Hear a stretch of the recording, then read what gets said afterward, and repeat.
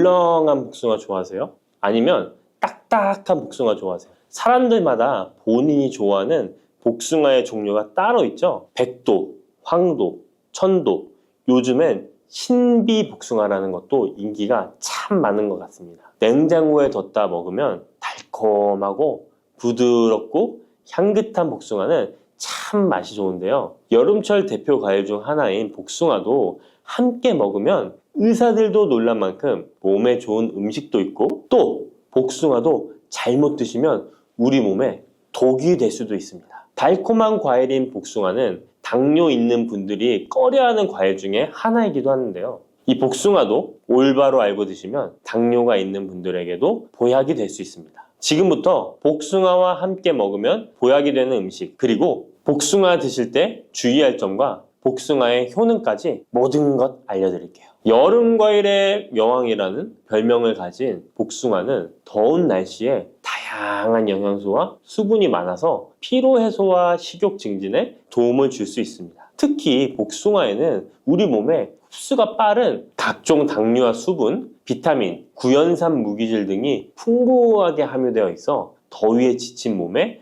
활력을 불어넣어주며, 수용성 식이섬유인 펙틴과 폴리페놀의 함량도 높아서 혈관 건강에도 좋은데요. 펙틴은 혈중 콜레스테롤 수치를 낮추는 데 도움을 주기 때문에 각종 심혈관 질환 예방에 도움이 됩니다. 또한 복숭아에 함유된 칼륨 성분은 나트륨 배출을 촉진하고 혈압을 낮추는 데 도움을 주기 때문에 고혈압, 동맥경화 등을 예방하는 데 도움이 됩니다. 풍부한 식이섬유는 장 건강에 좋은 역할을 주는데요. 소화를 촉진하고 배변의 양을 늘려 규칙적인 배변 활동에 도움을 주기 때문에 변비뿐만 아니라 장 건강 증진에도 도움이 됩니다. 특히 수용성 식이섬유는 장내 유익항균의 먹이가 되어 장내 환경을 개선하는 데 도움을 주어 장 건강과 면역력 증진에도 놀라운 효능을 발휘합니다. 또한 수용성 식이섬유는 위염, 위궤양을 예방하기도 합니다. 복숭아의 달콤함 때문에 당뇨가 있는 분들은 복숭아 먹기가 꺼려지시잖아요. 이제부터는 걱정 말고 드실 수 있을 거예요. 우선 복숭아는 달콤한 맛에 비해 혈당 지수와 혈당 부하 지수가 낮다는 사실 모르셨죠? 복숭아의 혈당 지수는 30에서 50 정도로 낮은 편입니다. 그리고 복숭아 100g, 복숭아 반쪽 정도를 먹었을 때 혈당 부하 지수는 3에서 5 정도로 낮답니다. 그렇기 때문에 당뇨가 있는 분들도 단단한 복숭아를 적당량 먹는다면 혈당에 큰 부담을 주지 않습니다. 게다가 복숭아는 다양한 항산화 성분이 풍부해서 당뇨 관리와 합병증 예방에도 도움이 됩니다. 특히 폴리페놀 성분은 인슐린 저항성을 개선하고 혈당 조절에 도움을 줍니다. 복숭아의 당뇨에 대한 효과는 연구 결과로도 입증되었는데요. 대한영양사협회에서 발표한 연구에 따르면 제2형 당뇨병 환자들이 12주 동안 하루에 200g 복숭아를 섭취했을 때 공복 혈당과 당화혈색소 수치가 감소했다고 밝히고 있습니다. 이 연구 결과는 복숭아가 당뇨 관리에 실질적인 도움이 된다는 걸 보여주고 있습니다.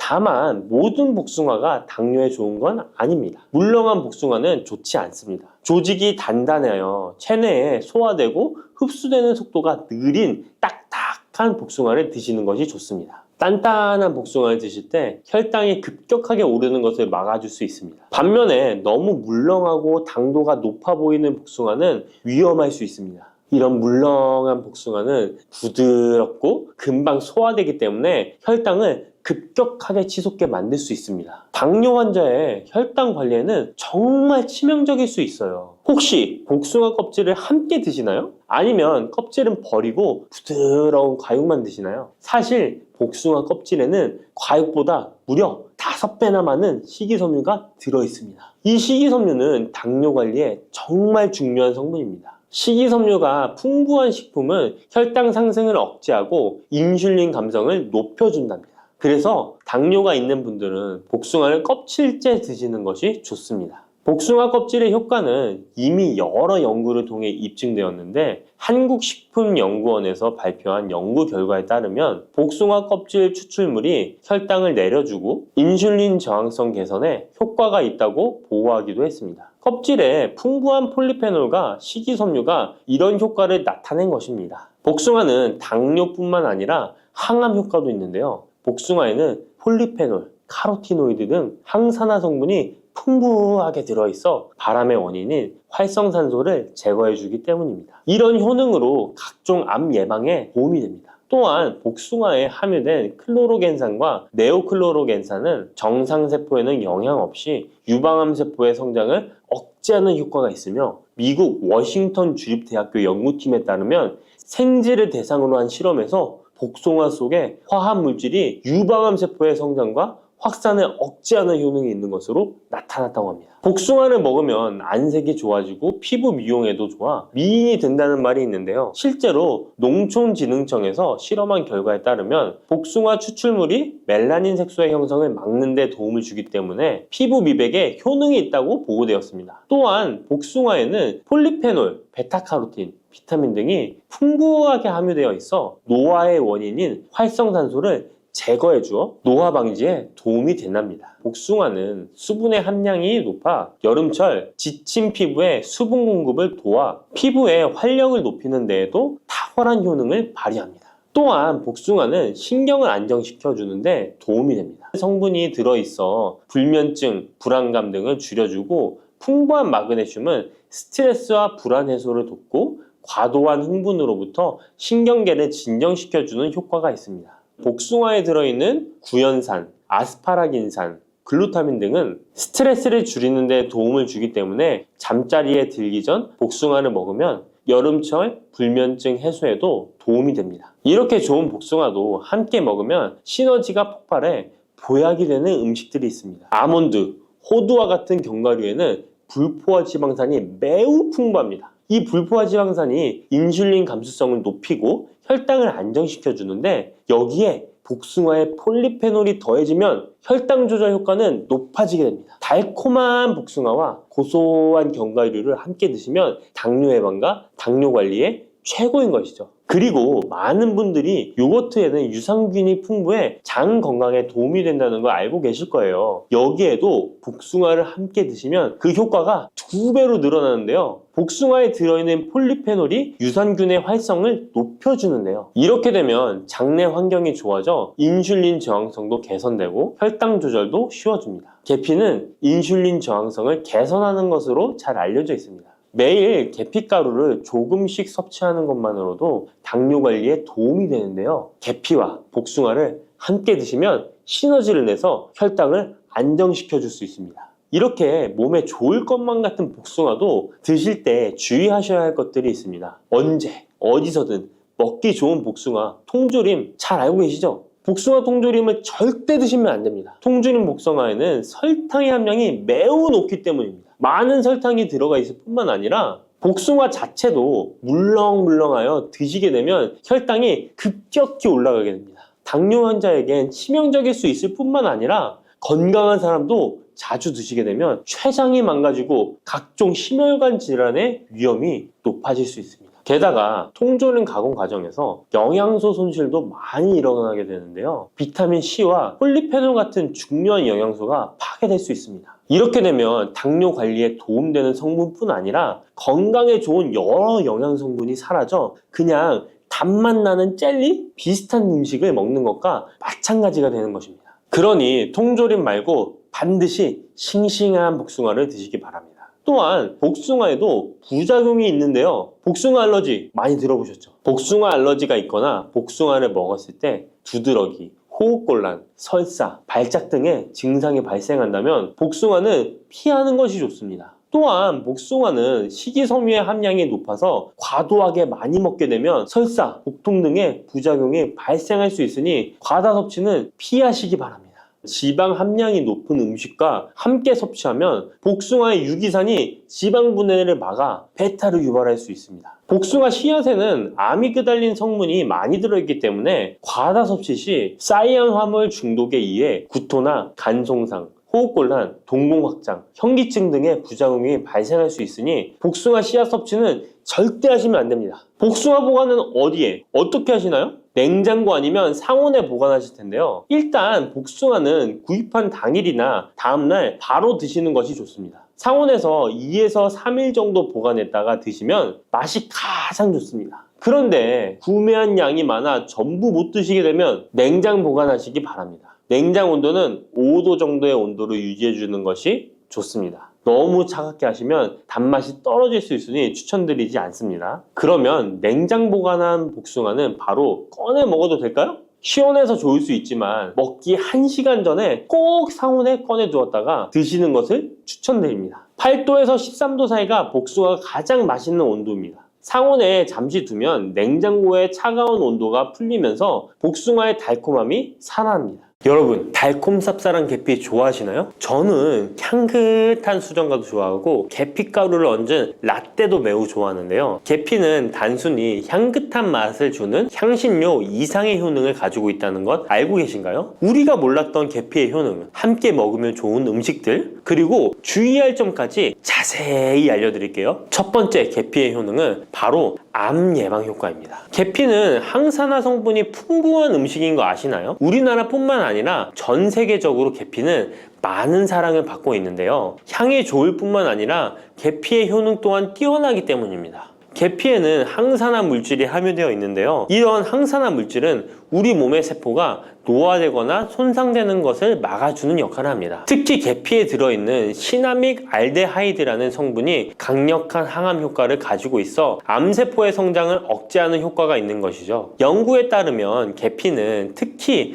대장암이나 간암 예방에 효과적일 수 있다고 하는데요. 계피에는 항산화 물질인 폴리페놀이 풍부하게 함유되어 자유라디칼이라고 불리는 유해한 분자로부터 세포를 보호하는 역할을 합니다. 자유라디칼은 암 예방과 관련된 DNA 손상을 일으킬 수 있으므로 항산화 작용을 통해 암 예방에 도움을 줄 수 있습니다. 꾸준히 섭취하면 암 예방에 큰 도움이 될 수 있겠죠? 계피의 놀라운 효능 두 번째는 탁월한 콜레스테롤 관리입니다. 계피는 콜레스테롤 수치 조절에도 아주 유익한 식품인데요. 계피에 포함된 식이섬유와 폴리페놀 성분이 이와 같은 효능을 나타내는데 이 성분들이 혈관을 깨끗하게 유지하는데 중요한 역할을 한다고 합니다. 여러 연구에 따르면 계피에 포함된 성분들이 혈중 나쁜 콜레스테롤 LDL을 감소시키고 좋은 콜레스테롤 HDL을 증가시키는데 도움을 주고 있다고 합니다. 이는 계피에 함유된 특정 화합물이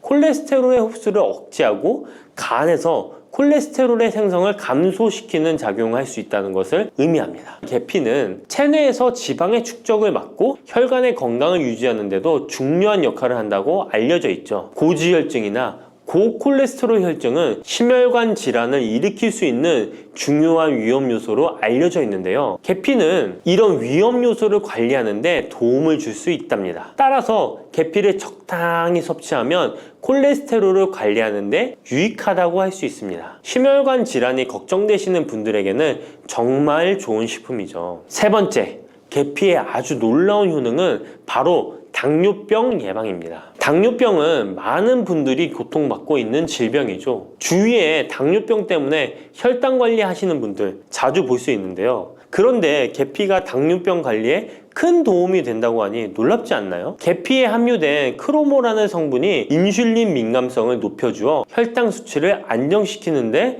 도움을 줄 수 있다고 하는데요. 연구에 따르면 계피를 꾸준히 섭취한 사람들은 식후 혈당이 급격하게 상승하는 것을 막을 수 있다고 합니다. 또한 계피에 포함된 시네믹 알데하이드 성분이 인슐린 민감도를 높여주고 혈당 수치를 안정시키는데 도움을 준다고 알려져 있죠. 이 성분이 인슐린이 더 잘 작용하도록 돕기 때문에 혈당을 효과적으로 조절하는데 도움을 주는 역할을 할 수 있습니다. 우리나라보다 더 계피를 좋아하는 인도에서 계피 섭취와 대사증후군에 관련한 실험이 진행되었는데요. 인도 델리 학교에서 진행한 실험 연구에 따르면 대사증후군이 있는 116명을 두 그룹으로 나눈 뒤 16주간 한 그룹은 계피 추출물을 섭취하고 다른 한 그룹은 계피가루가 들어있다고 속인 가짜 약을 섭취하게 했는데요. 16주 뒤 확인했더니 계피 추출물을 먹은 그룹은 가짜 약을 먹은 그룹에 비해 대사증후군에 악영향을 주는 체중, 혈당, 콜레스테롤 등의 수치가 개선되었다고 합니다. 참으로 놀랍죠. 물론 계피를 꾸준히 섭취하는 것만으로도 당뇨병을 완전히 예방할 수 있는 것은 아니지만 식이요법에 포함시킬 수 있는 좋은 재료라는 점은 분명합니다. 네 번째, 계피의 놀라운 효능은 바로 항염작용입니다. 계피가 항염작용까지 있다니 참 신기하죠? 계피에는 항염증 작용이 있는 화합물이 함유되어 있는데요. 계피에 들어있는 시나믹 알데하이드 성분은 염증을 줄이는데 효과적이라고 연구 결과도 있습니다. 이 성분은 몸속 염증 반응을 억제해 주어 관절염, 근육통, 염증성 질환이 있는 분들에게 매우 유익한 식품이죠. 특히 체내에서 발생하는 염증은 만성적인 질환을 유발할 수 있기 때문에 이를 예방하는 것이 중요한데요. 계피를 섭취하면 몸속 염증을 낮춰주는데 도움을 줄 뿐만 아니라 면역력 강화에도 긍정적인 영향을 미친다고 알려져 있습니다. 겨울철에는 찬바람과 습기로 인해 염증이 쉽게 발생하는데 계피를 섭취하면 몸을 따뜻하게 해주고 염증을 예방하는 데 도움이 됩니다. 계피 섭취가 일상적인 건강 유지, 특히 쌀쌀한 겨울에 아주 좋은 영향을 미친다고 할 수 있죠. 그렇다면 이것들과 계피와 함께 먹으면 계피의 효능이 2배가 된다는데요. 계피와 함께 먹으면 더 좋은 음식은 무엇일까요? 바로 알려드릴게요. 계피와 함께 먹으면 좋은 음식, 첫 번째는 요거트입니다. 계피를 요거트와 함께 먹으면 정말 맛있고 건강에도 좋다는 거 아시는 분 있나요? 혹시 그릭 요거트나 프로바이오틱스 같은 단어들 들어보셨죠? 요거트에는 단백질, 칼슘, 프로바이오틱스 등의 영양소가 풍부하게 함유되어 있는데요. 요거트는 발효식품으로 몸에 좋은 프로바이오틱스가 풍부해서 장 건강에 도움을 주는데 계피와 요거트를 함께 섭취하면 서로 시너지 효과를 낼 수 있습니다. 그리고 계피의 항염작용과 혈당 안정 효과가 더해져서 건강을 더욱 향상시킬 수 있죠. 요거트에 계피를 넣으면 소화 기능을 개선하고 특히 요거트에 계피를 넣으면 체내 지방을 태우는데 도움이 되는 효과가 있어 요거트와 계피를 함께 섭취하면 소화를 돋고 체중 관리에도 매우 좋습니다. 그게 다가 아니죠. 계피의 매콤달콤한 향이 요거트와 잘 어울려 맛있게 즐길 수 있습니다. 요거트를 자주 드시는 분들은 꼭 한번 계피를 뿌려서 드셔보세요. 샐러드 드실 때 드레싱으로 요거트를 사용한 뒤 그 위에 계피가루 톡톡 뿌려서 드시는 것도 아주 좋은 계피와 요거트 활용법입니다. 계피와 찰떡궁합인 식품 2번째는 사과입니다. 계피와 사과는 정말 잘 어울리는 조합인 거 아시나요? 사과에는 비타민C와 식이섬유, 항산화 성분이 풍부해서 면역력 강화와 소화에 도움을 주는 과일인데요. 계피는 당뇨병 예방과 관리에 도움을 주며 혈당 조절에 효과적인데요. 계피와 사과를 함께 먹으면 2가지 재료의 장점이 더해져 더욱 효과적인 건강 관리가 가능하다는 것이에요. 그리고 이 2가지가 만나면 체중 관리에도 큰 도움이 된다니 같이 안 먹을 이유가 없겠죠. 맛 또한 더욱 좋아지는데요. 계피는 사과의 달콤한 맛을 더욱 풍부하게 만들어주는데 서양에서는 디저트로 사과파이에 계피가루를 얹어 향긋하게 즐기는 게 유명하죠. 같이 섭취할 때는 사과에 계피를 뿌려서 간단히 먹거나 사과를 얇게 썰어 계피를 뿌려 먹으면 더욱 맛있고 건강한 간식이 될 수 있다는 것 기억해 주세요. 3번째, 계피와 먹으면 좋은 음식은 바로 커피입니다. 계피와 커피는 정말 좋은 궁합을 자랑한다는 거 아셨나요? 커피는 카페인 덕분에 활력을 주는 음료인데요. 커피의 쓴맛이 사람마다 호불호가 갈릴 수 있습니다. 그런데 계피를 커피에 넣으면 그 쓴맛이 부드럽게 변화하면서 더 풍부하고 깊은 맛을 느낄 수 있는데요. 계피가 커피의 쓴맛을 부드럽게 감싸주기 때문에 커피를 마시는 동안에 입안에 더 부드러운 느낌을 주게 되는 것이죠. 계피는 항염증 효과와 항산화 효과가 뛰어나서 커피와 함께 마시면 건강 효과도 한층 더 올라가는데요. 커피 자체에도 많은 항산화 물질이 포함되어 있는데 계피 역시 강력한 항산화 성분을 가지고 있기 때문에 둘을 합쳐 마시면 체내 염증을 줄여주고 세포를 보호하는 효과를 볼 수 있는 것이에요. 계피와 커피를 함께 마실 때 또 다른 장점이 있는데요. 그건 바로 혈당 조절에 있습니다. 커피는 그 자체로 혈당을 빠르게 올리는 경향이 있는데요. 계피가 이 과정을 완화시켜주면서 커피를 드실 때 혈당이 급격하게 상승하는 것을 방지할 수 있습니다. 그래서 당뇨가 있으신 분들께도 이 2 음료의 조합은 매우 추천드립니다. 그렇다면 계피와 커피는 어떻게 함께 먹는 게 좋을까요? 계피와 커피를 함께 즐기기 위한 가장 간단한 방법은 계피가루를 커피에 넣는 것인데요. 커피가 다 다 내려준 후 4분의 1티스푼의 계피가루를 넣고 잘 저어주면 계피의 향이 커피와 자연스럽게 어우러져 향긋한 커피 한 잔을 만들 수 있습니다. 계피를 너무 많이 넣으면 커피의 맛이 너무 강해질 수 있으니 적당량을 넣어주는 것 잊지 마세요. 또한 계피 스틱을 사용해 커피를 우려내는 방법도 있는데요. 커피를 내린 후에 계피 스틱을 커피에 넣고 몇 분간 우려내면 계피의 향이 은은하게 배어들어 훨씬 더 맛있고 건강한 커피를 즐길 수 있습니다. 계피 스틱을 사용하면 시각적으로도 멋진 효과를 줄 수 있기 때문에 커피를 더욱 고급스럽고 멋스럽게 즐기고 싶다면 계피와 커피 꼭 한번 같이 우려보세요. 계피와 찰떡궁합 꿀조합을 알려드렸다면 이번에는 계피와 함께 먹으면 몸에 해가 되는 음식이 있다는 것을 알고 계신가요? 그것은 바로 귤이나 자몽, 레몬 같은 시트러스 계열의 과일인데요. 계피와 시트러스 계열 과일을 함께 먹으면 안 되는 이유 바로 알려드릴게요. 많은 분들이 시트러스 계열 과일, 예를 들어 오렌지나 레몬을 좋아하시는데요. 이 과일들은 비타민C가 풍부하고 상큼한 맛이 참 일품이죠. 하지만 계피와 시트러스 과일을 함께 먹을 때는 주의가 필요한데요. 계피의 주요 성분 중 하나인 시나몰은 계피가 가진 가장 독특한 향을 만들어내는 성분. 계피의 주요 성분 중 하나인 시나몰은 계피가 가진 독특한 향을 만들어내는 성분인데, 이 시나몰이 시트러스 계열 과일의 산성 성분과 결합하면 위에서 소화가 잘 되지 않거나 불편한 증상을 유발할 수 있습니다. 특히 속쓰림이나 위경련이 일어날 수 있는데요. 이는 계피와 시트러스 과일이 소화 효소의 분비를 방해하고 서로 반응하면서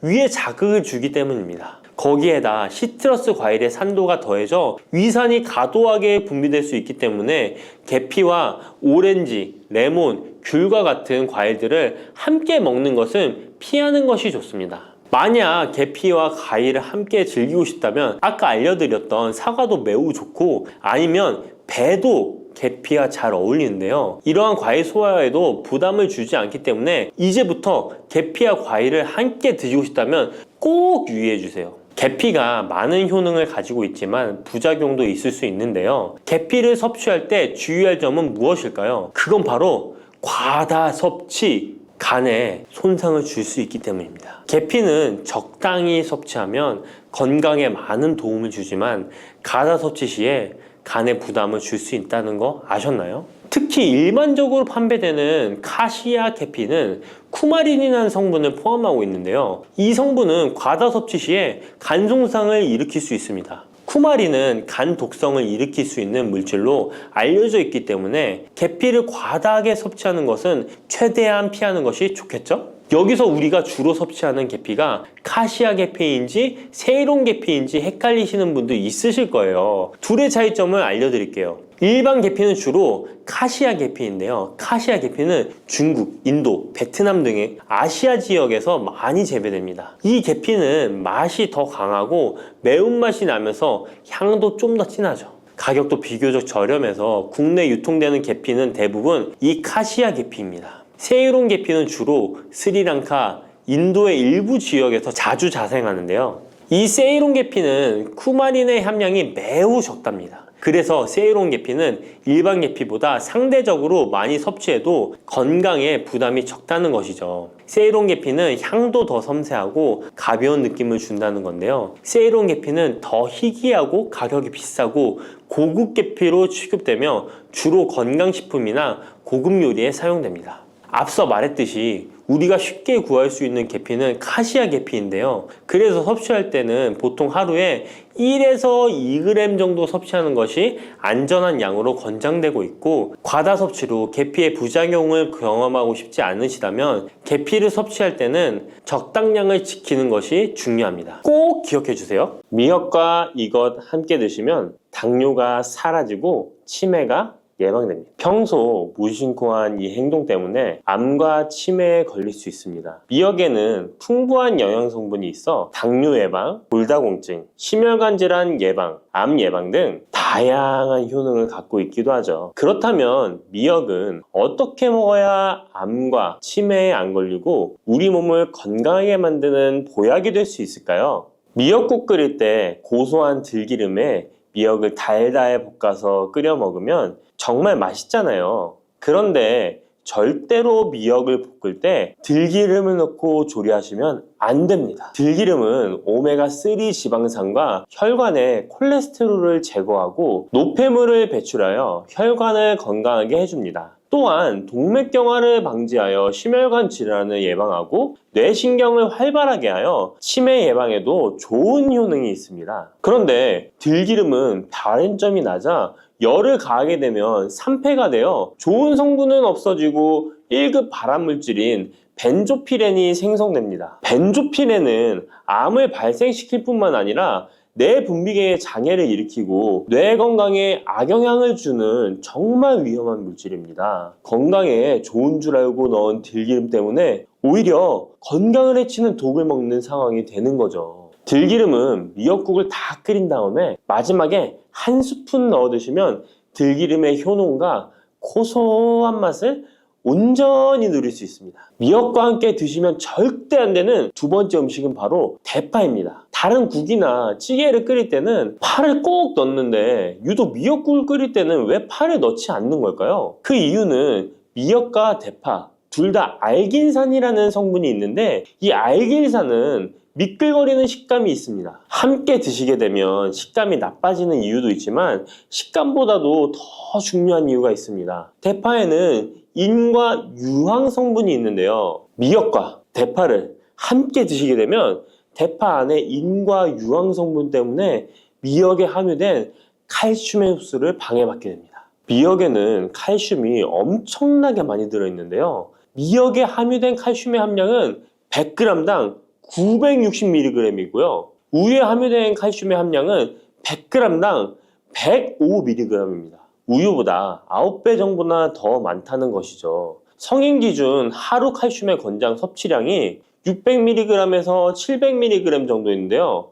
미역국을 한 그릇만 드셔도 충분히 섭취하실 수 있는 양입니다. 우유를 소화 못 시키는 분들이 칼슘을 섭취하기 위해서는 미역이 정말 좋은 식품이 되는 거죠. 이렇게 많은 칼슘은 우리 몸의 뼈를 튼튼하게 해주고 골다공증 예방에 도움을 주는데요. 이 골다공증 예방은 50대 이후의 여성분들에게는 정말 중요한 효능입니다. 골다공증으로 인해 골반뼈가 골절이 될 경우에 65세 이상은 30%가 1년 내에 사망하고 80세 이상은 50%가 2개월 내에 사망을 할 수 있다는 통계가 있습니다. 나이가 들어갈수록 미역을 충분히 섭취하시는 것을 추천드립니다. 이런 칼슘 보충제에 정말 중요한 미역을 대파와 함께 드신다면 칼슘 흡수가 제대로 되지 않는 것이죠. 미역에 미끌미끌한 성분이 알긴산이라고 했잖아요. 이 알긴산도 우리 몸에 정말 중요한 역할을 해줍니다. 바로 알긴산은 다른 물질을 흡착하는 성질이 있어 혈관 내에 나쁜 콜레스테롤을 흡착하여 배출을 도와줍니다. 이렇게 되면 동맥경화를 예방할 수 있고 혈액순환을 원활하게 하며 심혈관 질환을 예방하는 데 도움을 줄 수 있습니다.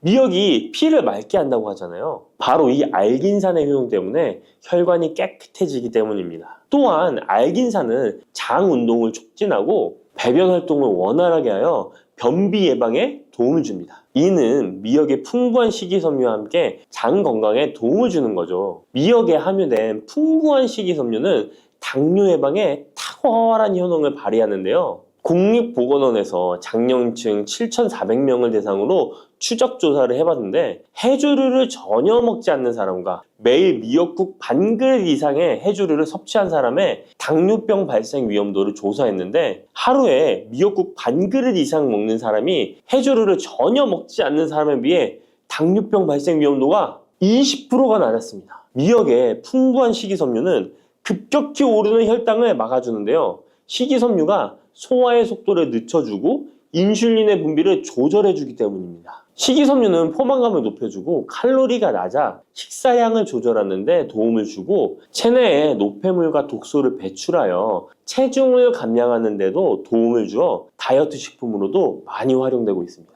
미역국은 또 아이를 출산한 산모들이 반드시 먹는 음식인데요. 미역의 풍부한 요오드는 출산 후 늘어난 자궁을 수축시켜주는 데 도움을 주며 모유가 잘 나오도록 도와줍니다. 또한 요오드는 피를 멎게 하여 상처를 빨리 아물게 하는 역할도 해줍니다. 칼슘과 철분이 풍부하여 출산 후에 흥분된 신경을 안정시켜주고 혈액의 생성을 도와 산모의 빈혈 예방에 도움을 주게 됩니다. 또한 칼륨이 풍부한데요. 칼륨은 체내 나트륨을 배출해주는 역할을 해줘 산모의 부종을 완화시켜주는데 탁월하기도 합니다. 그리고 요오드는 산모에게 좋을 뿐만 아니라 신진대사를 촉진하여 몸에 에너지를 보충해주는 역할을 합니다. 요오드가 부족할 때 나타나는 증상들이 있는데요. 몸에 기력이 없다고 하죠. 힘이 없고 피로감이 높아지게 됩니다. 신진대사가 원활하지 않기 때문에 몸의 영양소를 소모하지 않게 되어 체중이 증가하게 되고요. 피부가 건조해져 거칠어지고 탈모도 일어날 수 있습니다. 나이 들면서 인지 능력이 떨어지는 것도 요오드 부족의 한 현상일 수도 있습니다. 요오드가 부족하면 우리 몸의 호르몬의 중추적인 역할을 하는 갑상선에 문제가 생기는데요. 바로 갑상선 저하증이 생길 수 있습니다. 이러한 문제들을 미역을 섭취함으로 예방할 수 있는 건데요. 요오드의 하루 권장 섭취량은 2.4mg입니다.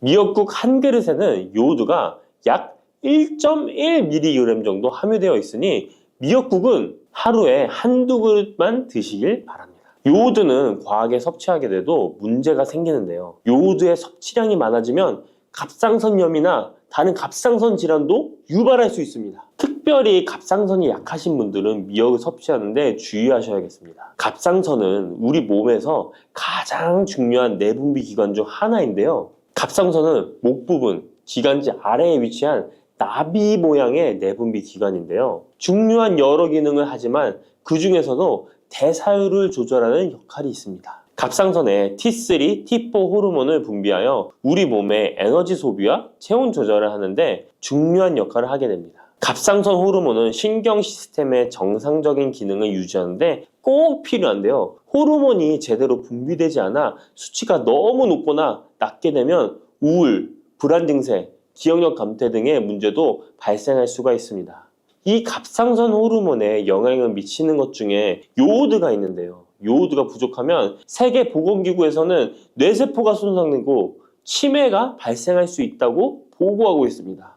갑상선 저하증이나 항진증이 있는 분들이 요오드가 많은 미역을 많이 드시면 오히려 건강을 더 해칠 수가 있습니다. 건강하신 분들은 미역을 많이 드셔도 호르몬 조절이 잘 되어 문제가 없지만 갑상선에 문제가 있어서 호르몬 조절이 잘 안 되는 분들은 이 요오드의 수치가 높아지게 되면 체내에 활성산소가 증가하게 되어 염증을 일으키고 갑상선염을 유발하고 극히 드물지만 심해지면 갑상선 암으로도 발전시킬 가능성도 있습니다. 따라서 갑상선에 문제가 있는 분들은 미역을 드실 때 주의하셔야 합니다. 날이 갈수록 암의 발병률이 높아지고 있어서 암에 대한 관심도가 높아지는 것이 사실이죠. 이처럼 미역에는 강력한 항암 효과가 있어 건강식품으로도 아주 좋은데요. 미역에는 요오드, 식이섬유, 칼슘, 비타민 등 많은 영양소가 있다고 했잖아요. 그런 것보다 훨씬 중요한 것이 있습니다. 바로 후코이단이라는 성분인데요. 이 성분이 바로 강력한 항암 작용을 한다고 알려져 있습니다. 코이단 성분은 미역의 줄기보다 미역귀에 7배나 많이 들어있어 요즘에 미역귀가 항암식품으로 많이 알려져 있습니다. 이 후코이단은 암세포가 스스로 사멸되도록 유도하는 효능이 있습니다. 이러한 효능으로 암세포가 생기는 것을 막아주고 전이 되는 것도 방치할 수 있는 거죠. 후코이단은 특히 폐암, 간암, 대장암, 유방암, 백혈병에 효능이 좋다고 입증된 논문들이 발표되기도 했습니다. 후코이단은 항암 작용 외에도 콜레스테롤 혈관에 흡착되지 않도록 막아주고 혈류를 원활하게 해주어 혈관을 건강하게 해주는 역할을 해줍니다. 이렇게 혈관을 깨끗하게 해주어 뇌졸중과 뇌경색, 심근경색 등의 심혈관 질환도 예방할 수 있습니다. 미역귀와 함께 토마토를 드시면 항암 효과를 극대화할 수 있는데요. 토마토가 채소의 왕으로 불리며 우리 몸에 정말 좋다는 사실 알고 계시죠? 토마토에는 라이코펜이라는 항산화 성분이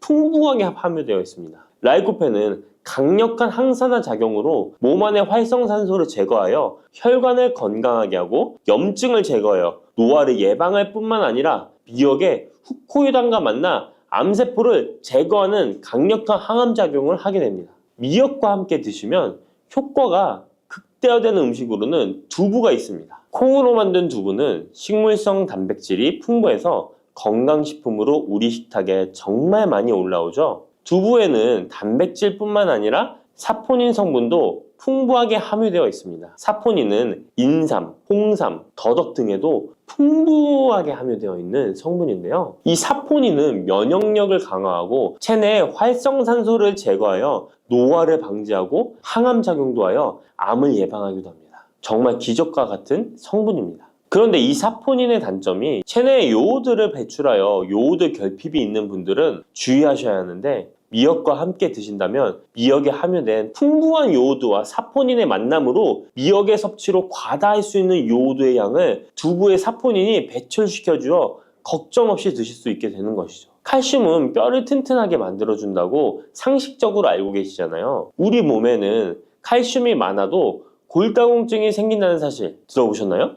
칼슘이 풍부한 우유를 많이 마시는 덴마크나 스웨덴 같은 나라에서 골다공증이 많다고 합니다. 오히려 많은 칼슘이 오히려 혈관이나 심장에 쌓여서 석회화를 일으켜 건강을 해치게 되는데요. 그렇다고 칼슘이 많은 음식을 안 먹을 수도 없고 어떻게 해야 할까요? 걱정하지 마세요. 해결책 바로 알려드릴게요. 그것은 바로 계란과 함께 드시면 해결됩니다. 계란에 들어있는 다양한 영양 성분이 오스테오칼신이라는 단백질을 활성화시켜 주는데, 이 단백질은 뼈를 강화하고 칼슘이 뼛속으로 제대로 흡수할 수 있도록 도와줍니다. 이 오스테오칼신을 활성화해주는 역할을 하는 게 비타민 K2인데, 우리나라에서는 허가가 늦게 나서 그동안 정식으로 섭취 못했던 비타민 K2도 지금은 허가가 나서 요새 영양제를 보면 칼슘과 마그네슘, 비타민 D와 비타민 K까지 같이 들어있어 칼슘의 흡수를 더욱 용이하게 만들어주는 영양제도 쉽게 찾아볼 수 있습니다.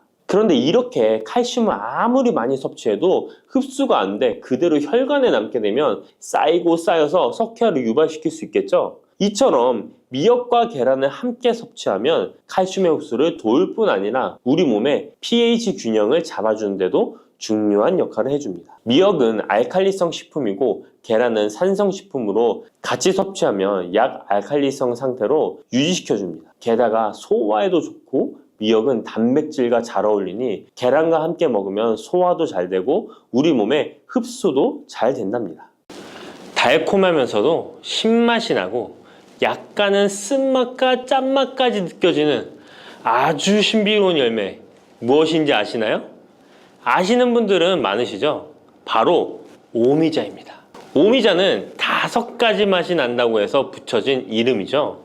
이 오미자가 우리 건강에 얼마나 큰 도움을 주는지 아시는 분 있으신가요? 여름에 오미자차를 많이 즐기지만 사실 그 효능은 생소한데요. 이 오미자가 우리 몸에 큰 도움을 준다는데, 이 열매가 어떤 효능이 있고 또 어떤 음식과 잘 어울리는지 하나하나 알아보도록 할게요. 오미자는 우리나라뿐만 아니라 중국과 일본에서도 오랫동안 약재로 사용되어 온 열매인데요. 이름에서 알 수 있듯이 신맛, 단맛, 쓴맛, 짠맛, 매운맛, 이렇게 5가지 맛이 난다고 해서 오미자라고 불린답니다. 주로 산속 깊은 곳에서 자라는 동굴식물의 열매로 늦여름에서 초가을 사이에 수확을 하죠. 오미자의 많은 효능 중에 가장 유명한 건 기관지에 좋다는 건데요. 오미자가 어떻게 우리의 기관지를 보호하는지 바로 알려드릴게요. 요즘 미세먼지나 환절기, 건조한 날씨 때문에 기관지가 불편한 분들 많으시죠? 기침이 자주 나고 목이 따갑거나 가래가 끓는 느낌이 드신다면 기관지가 약해져 있을 가능성이 큰데요. 이럴 때 오미자가 효과가 좋다는 거 알고 있으신가요? 오미자에는 휘잔드린과 고미신이라는 성분이 풍부하게 들어있는데요. 휘잔드린은 주로 기침 억제와 거담 작용을 통해 기관지 건강에 도움을 줄 수 있는 성분입니다. 거담 작용이란 기관지 내의 가래를 제거하는 것을 말하는 것이고, 또한 기침 반사를 억제하여 과도한 기침을 완화시키는 데 도움을 주는데요. 특히 만성 기침이나 기관지염과 관련된 기침 증상을 완화시키는데 탁월한 효과를 보입니다. 또 이 성분들은 기관지 점막을 보호하고 염증을 줄여주는 역할도 해주는데요. 쉽게 말해서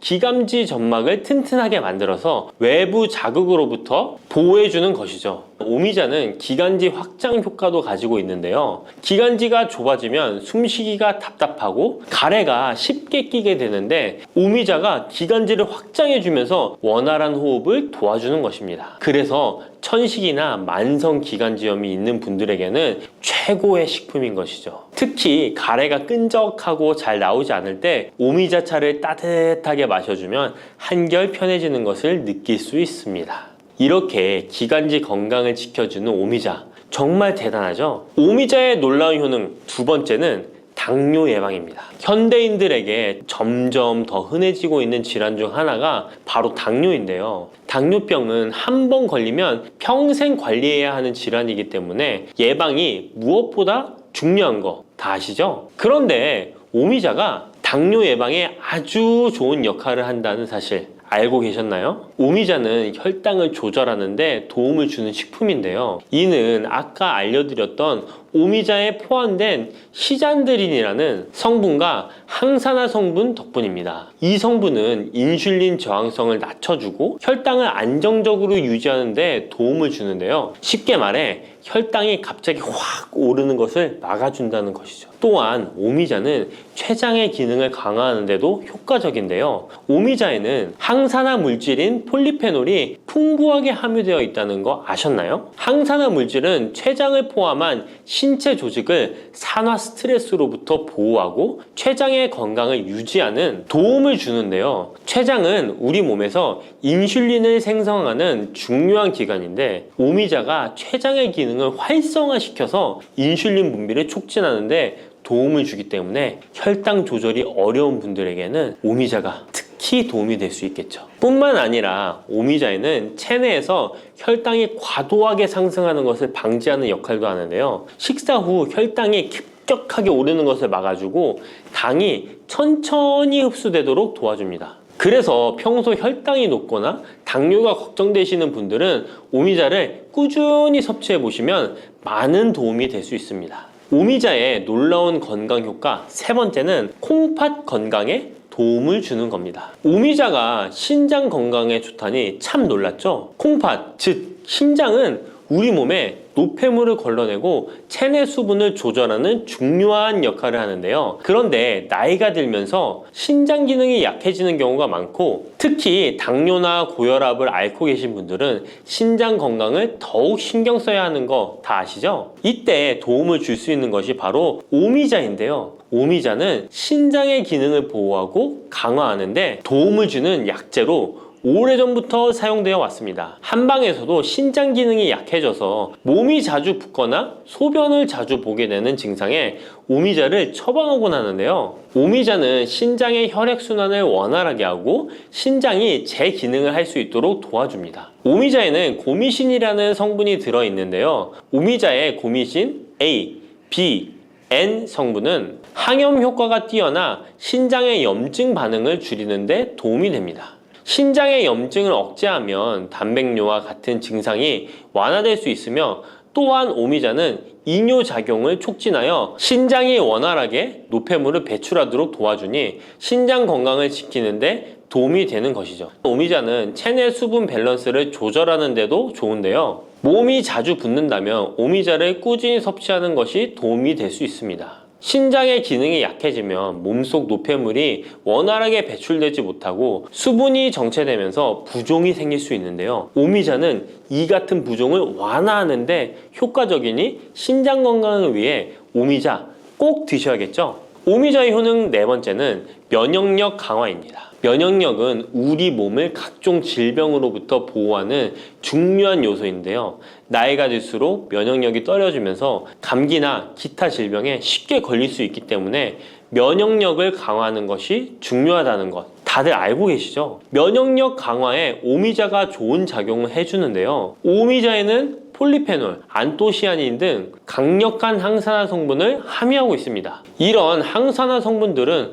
우리 몸의 면역력을 높이는 데 도움을 주는 것이죠. 특히 폴리페놀과 폴라보노이드 성분이 풍부해서 우리 몸의 세포를 손상으로부터 보호하고 염증 반응을 감소시키고 면역 체계를 강화할 수 있는데요. 오미자의 항염증 작용은 면역력을 유지하는 데 도움을 주고 활성산소를 제거하는 역할도 하기 때문에 면역력뿐만 아니라 노화 방지에도 효과적이죠. 또한 오미자는 우리 몸의 백혈구 수치를 증가시키는데 도움을 줄 수 있다는 것 아셨나요? 백혈구는 외부에서 침입하는 바이러스나 박테리아를 공격하는 역할을 하는 중요한 세포인데 오미자를 섭취하면 백혈구의 활동이 활발해지면서 감염 예방에 도움을 받을 수 있습니다. 오미자의 놀라운 건강 효과. 다섯 번째는 피로 회복입니다. 우리 몸이 피곤할 때 단순히 잠을 많이 잔다고 해서 피로가 쉽게 풀리지 않을 때가 있지 않으신가요? 특히 중년과 노년층이 되면 피로가 쉽게 쌓이고 회복이 더뎌지는 경우가 많은데요. 자도 피로가 풀리지 않고 개운하지 않을 때가 있죠. 이럴 때 도움이 되는 것이 바로 오미자입니다. 오미자는 피로 회복에 도움을 주는데요. 오미자가 철분을 함유하고 있다는 것 아셨나요? 철분은 적혈구의 헤모글로빈 생성에 중요한 역할을 하는데요. 철분이 충분하면 혈액 내의 산소 운반 능력이 향상되어 혈액순환이 원활해질 수 있습니다. 혈액순환이 원활해지면 우리 몸 구석구석에 산소와 영양분이 잘 전달이 되기 때문에 피로가 덜 쌓이게 되고 특히 오미자는 간 기능을 보호하는 효과도 있어 피로로 인해 몸이 무거운 분들에게 더욱 유익한 식품이죠. 또 오미자에는 고미신이라는 성분이 들어있는데요. 이 성분들은 아까 알려드렸던 콩팥 건강에 유익한 작용을 할 뿐만 아니라 간 기능 활성화를 시키고 피로 물질을 빠르게 분해하는 역할을 한다고 알려져 있습니다.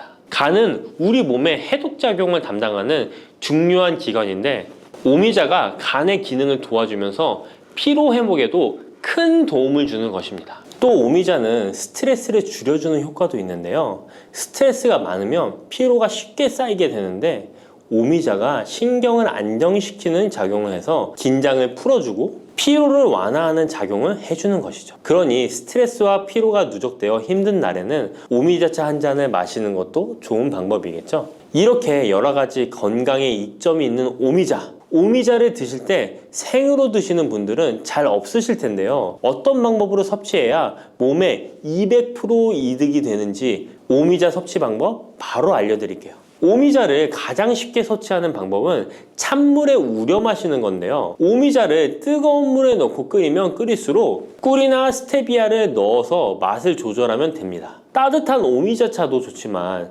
냉침으로 천천히 우려내면 색도 더욱 예쁘고 맛도 깔끔한데요. 여름철에는 시원하게 즐길 수 있어서 더욱 좋은 오미자차, 여름철에는 시원하게 즐길 수 있어서 더욱 좋은 오미자 냉침차 만드는 방법 알려드릴게요. 준비 재료는 간단한데요. 말린 오미자 30g, 물 500ml, 꿀 또는 레몬입니다. 만드는 방법은 말린 오미자는 한번 가볍게 헹궈 불순물을 제거해 준 뒤에 깨끗한 물 500ml에 오미자를 넣고 냉장고에 12시간 이상 우려주는 건데요. 참 쉽죠? 시간이 지나면 붉은 빛을 띠면서 오미자 특유의 새콤달콤한 맛이 우러나오는데요. 원하는 농도에 따라 더 오래 우려내도 좋습니다. 여기에 단맛이 필요하면 꿀을 넣고 상큼한 맛을 더하고 싶다면 레몬을 띄워보세요. 맛이 한층 더 업그레이드 된답니다. 이렇게 만든 오미자 냉침차는 여름철에 얼음을 넣어 마시면 더운 날씨에 지친 몸을 개운하게 해주니까 여름철 한번 만들어 보세요. 오미자는 강한 신맛이 있어서 단맛이 나는 음식과 잘 어울리는데요. 요구르트와 함께 먹으면 더욱 맛있고 건강하게 즐길 수 있습니다. 상콤하고 달콤하면서도 건강에 좋은 오미자 요구르트 만드는 방법 알려드릴게요. 준비 재료는 간단한데요. 말린 오미자 10g, 물 150ml, 플레인 요구르트 1컵, 꿀 또는 올리고당 하나에서 2큰술입니다. 만드는 방법은 먼저 말린 오미자를 물 150ml에 넣고 냉장고에 12시간 이상 충분히 우려주세요. 이때 뜨거운 물이 아니라 찬물에 우려야 영양성분이 더 잘 추출됩니다. 이렇게 냉침으로 우려낸 오미자는 체에 걸러 즙만 따로 준비해주세요. 플레인 요구르트 1컵에 오미자 냉침 액기스를 넣고 잘 섞어줍니다. 신맛이 강하다면 꿀이나 올리고당을 하나에서 2큰술 넣어 맛을 조절해 주세요. 이렇게 하면 새콤달콤한 오미자 요구르트가 완성됩니다. 아침에 가볍게 먹거나 간식으로 챙겨 드시면 장 건강에도 도움이 되고 피로 회복에도 좋으니 꼭 해 드셔보세요. 세 번째로 소개해 드릴 것은 오미자청인데요. 오미자청은 오랫동안 보관할 수 있어서 언제든지 쉽게 차로 만들어 마실 수 있습니다. 또한 청을 이용해서 다양한 음식에도 활용이 가능한데요. 오미자청 만드는 방법도 알려드릴게요. 준비 재료는 말린 오미자차 400g 혹은 냉 오미자 500g, 설탕 또는 비정제 설탕 500g 또는 꿀 400g, 유리병입니다. 만드는 방법은 말린 오미자일 경우 오미자를 깨끗이 씻은 후에 물에 30분 정도 불려준 뒤 체에 받쳐 물기를 제거한 후에 유리병에 오미자를 담아주세요. 생 오미자는 잘 세척 후 바로 유리병에 담아주세요. 오미자와 설탕 또는 꿀을 넣어 충분히 잘 섞어줍니다. 그 다음 뚜껑을 닫고 상온에서 2에서 3일 정도 숙성시킨 후 냉장고에서 2주 이상 보관하면 오미자청이 완성됩니다. 오미자청은 물에 타서 차로 마셔도 좋고 탄산수에 넣어 에이드처럼 즐겨 마셔도 맛있는데요. 또한 오미자청과 레몬즙을 활용해서 샐러드 드레싱으로도 활용할 수 있습니다. 만드는 방법도 어렵지 않고 활용 방법도 많으니 한번 집에서 해보시는 것도 좋겠죠? 몸에 좋은 오미자차도 과하게 드시면 안 좋은데요. 오미자는 혈압을 상승시킬 수 있는 성분을 소량이지만 함유하고 있기 때문에 고혈압을 걱정하는 분들이라면 다량으로 섭취하는 것은 피하셔야 하는데요. 특히 혈압 약물이나 혈액 응고 약물을 복용 중인 분들은 오미자를 다량으로 드시게 되면 약효에 영향을 줄 수 있기 때문에 적당량 드시는 것이 좋겠습니다.